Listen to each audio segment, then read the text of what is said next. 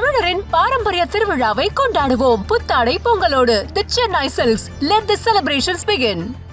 உலகில் முதல் முறையாக அமெரிக்கா ரஷ்யாவிடம் இல்லாத 6ஆம் தலைமுறை விமானத்தை சீனா தயாரித்து வானில் பறக்க விட்டுள்ளது. இது இந்தியாவுக்கு பெரும் அச்சுறுத்தலாக பார்க்கப்படும் நிலையில் 6ஆம் தலைமுறை விமானம் தயாரிப்பது தொடர்பாக இந்தியாவுக்கு 2 முக்கிய ஆஃபர்கள் வந்துள்ளன. விமானப்படையில் அமெரிக்கா தான் சிறந்தது என்ற கருத்து உண்டு. ஆனால் அமெரிக்காவையே பின்னுக்கு தள்ளி சீனா தற்போது 6ஆம் தலைமுறை விமானத்தை தயாரித்துள்ளது.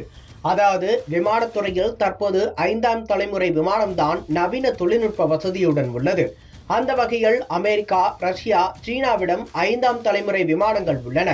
அமெரிக்காவிடம் Lockheed Martin F-22 Raptor, Lockheed Martin F-35 Lightning, ரஷ்யாவிடம் MiG-31, சுகோய் 75, சீனாவிடம் செங்குடு J-20, சென்யாங் J-35 ரக 5ஆம் தலைமுறை விமானங்கள் உள்ளன.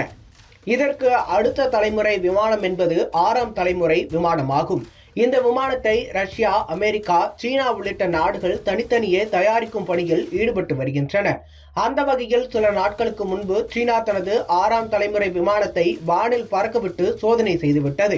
இந்த விமானத்தின் பெயர், அதில் உள்ள டெக்னாலஜி உள்ளிட்டவை பற்றிய எந்த தகவலும் வெளிவரவில்லை.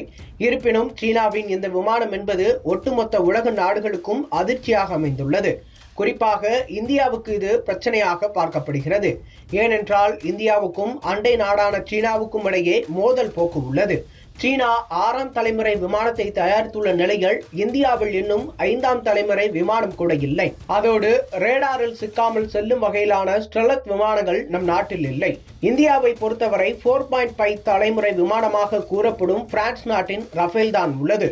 இதற்கு அடுத்ததாக 5ஆம் தலைமுறை விமானமாக அட்வான்ஸ்டு மீடியம் காம்பேக்ட் ஏர்கிராஃப்ட் எனப்படும் மல்டி ரோல் போர் விமானம் தயாரிப்பதற்கு மத்திய அரசு திட்டம் மட்டுமே வகுத்துள்ளது.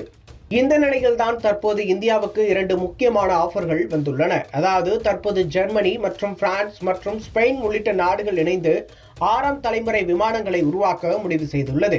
இதற்கான திட்டத்திற்கு ஃபியூச்சர் காம்பேக்ட் ஏர் சிஸ்டம் புரோகிராம் என்று பெயர் வைக்கப்பட்டுள்ளது.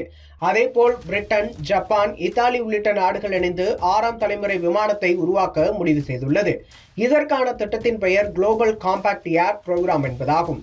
இந்த 2 திட்டம் என்பது நவீன தொழில்நுட்பங்களுடன் ரஷ்யா, அமெரிக்கா, சீனாவுக்கு போட்டியாக 6ஆம் தலைமுறை விமானத்தை உருவாக்கும் நோக்கம் கொண்டதாகும். இந்த நிலையில்தான் இந்த 2 திட்டங்களிலும் சேர்ந்து செயல்படும்படி இந்தியாவுக்கு அழைப்பு விடுக்கப்பட்டுள்ளது. இருப்பினும் இந்த திட்டத்தில் இந்தியா இணையும் என்றால் ஜெர்மனி, பிரான்ஸ், ஸ்பெயின் நாடுகளின் திட்டத்தில் இணையுமா, இல்லாவிட்டால் பிரிட்டன், ஜப்பான், இத்தாலி உள்ளிட்ட நாடுகளின் திட்டத்தில் இணையுமா என்ற கேள்வி எழுந்துள்ளது.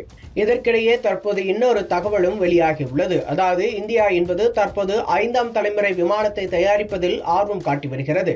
இந்த வேளையில் தற்போது 6ஆம் தலைமுறை விமானம் என்பது தயாரிக்க கூடிய ஆஃபர் வந்துள்ளது. இதனால் இந்தியாவின் 5ஆம் தலைமுறை திட்டத்தை திசை திருப்பும் முயற்சியாக இது இருக்கலாம் என்றும் ஒரு தகவல் பரவுகிறது. இதனால் இந்தியா அநேகமாக இந்த 2 ஆஃபர்களையும் புறக்கணிக்கலாம் என்ற தகவலும் வெளியாகியுள்ளது. தமிழரின் பாரம்பரிய திருவிழாவை கொண்டாடுவோம். புத்தாடை பொங்கலோடு the Chennai silks. Let the celebrations begin.